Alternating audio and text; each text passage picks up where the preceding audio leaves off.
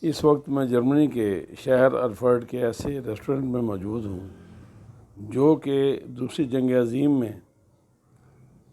منہدم ہونے والی عمارات میں سے جن کا بہت سا حصہ منہدم ہو گیا تھا ان میں سے یہ بھی ایک ہے، لیکن اسے جب رینوویٹ کیا گیا تو اس بات کا خاص خیال رکھا گیا کہ اس کی خوبصورتی، اس کے نیاپن کے ساتھ ساتھ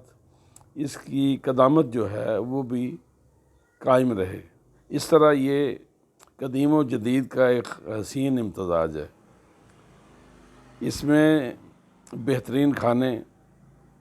اور برگر اور پیزا اور پلیٹر ٹائپ بہترین